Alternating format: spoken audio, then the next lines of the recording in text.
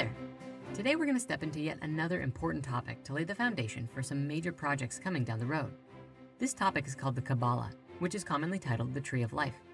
While many have heard about it, there are only a few who truly understand what it represents. Even then, the real adepts of the Qabalah know that the amount of information derived from this ancient teaching is actually one of infinite depth. It is a fundamental key which describes the nature of the universe and how all of creation fits together. In the words of Dion Fortune, the curious symbol system known to us as the Tree of Life is an attempt to reduce to diagrammatic form every force and factor in the manifested universe and the soul of man, to correlate them one to another and reveal them spread out as on a map so that the relative positions of each unit can be seen and the relations between them traced.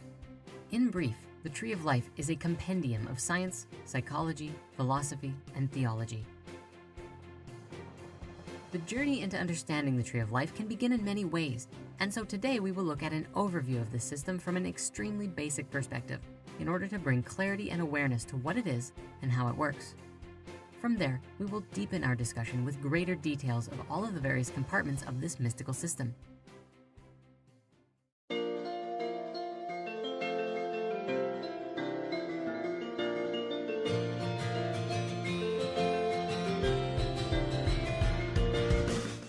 The Tree of Life in its simplest sense is made up of 10 spheres and 22 interconnecting pathways.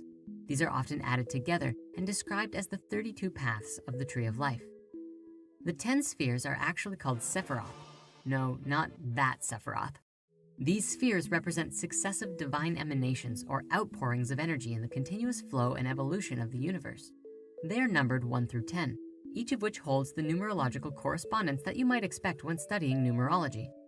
Each Sephiroth represents a unique perspective of divine power, and by our awareness of them, we can gain insights from each level to help us on our spiritual journey. Balance among the Sephiroth is of paramount importance, as each positive energy will turn negative when taken to an unbalanced extreme.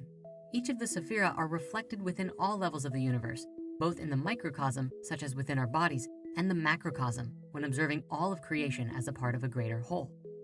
Now, the 22 pathways, which lay in between these 10 Sephiroth, are each associated with the 22 letters of the Hebrew alphabet, and also the 22 major arcana in the Tarot.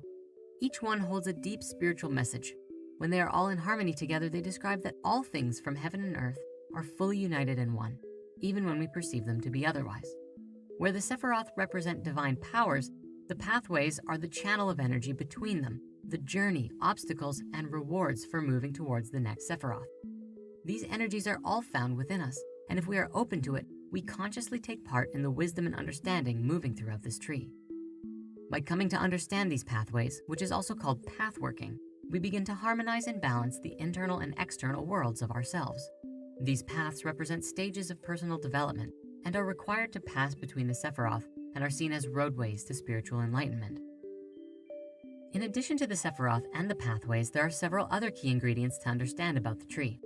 The Tree of Life is largely based on the principle of 3 unique forces working together. For instance, male, female, and child. You can also look at it simply as the polarity between the 2 extremes, and then the balance in the middle. The tree has 3 pillars, which are the pillar of severity, the pillar of mercy, and the pillar of equilibrium. The left side is the yin, and the right side is the yang, one of which is principally formative and constricting in nature, and the other of which is expansive and illuminating in nature. The central pillar is the harmonization and balancer of all of these polarities. The tree also has 3 triangles.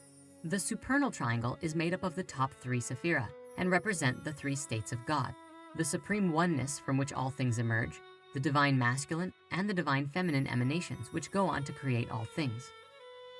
The central triangle is called the abstract or ethical triangle, which is the level of the soul, or the part of us which experiences infinite lifetimes and continues to evolve our spirit beyond the understanding of our physical existence. The bottommost triangle is the astral or magical triangle, which is the place where our unique egos and personalities are formed.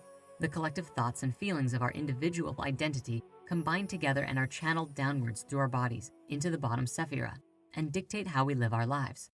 There are also 3 major barriers within the tree, which symbolize our disconnection with nature and then how we can transcend them. The first barrier is called the 32nd pathway, or simply called the gulf, and is the connection between the physically manifested realm and the ether. Crossing this barrier is the realization that we are more than our physical bodies. The second barrier is called the Veil of Parakath, located between the bottom two triangles, and represents the disconnect between our soul and our egos. This barrier marks the highest point to which our normal human consciousness can rise without transcendence. The third barrier is called the Abyss, which is between the upper two triangles. This represents the ultimate disconnect from spirit that we all experience and why we believe we are separate from everything. This abyss was created in the fall of consciousness. It is also worth noting that the four elements play a very symbolic relationship to the Tree of Life, which attempts to express the inexpressible name of God through the Tetragrammaton, Yod, He, Vav, He.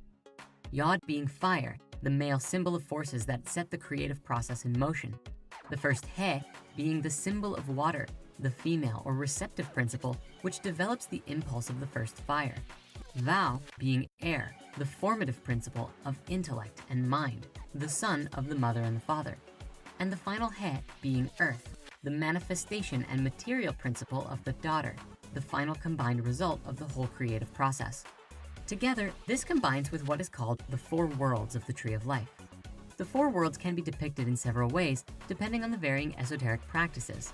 But very simply, it divides the Qabalah into four unique planes of becoming in order to delineate the various states by which creation manifests through, bringing more detail to the structure as a whole.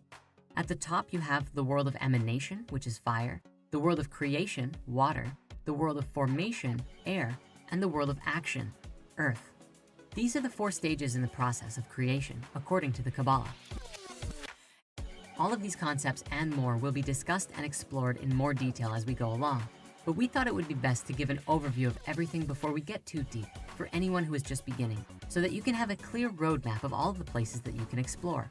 And to be completely honest with you, this is still only the teensiest tip of the iceberg. We've published some articles on each of these topics on our website too, which you can read about and continue on in your learnings. We've also included a number of sources for you to reference in case you really want to go even deeper. Let the learnings continue. See you next time.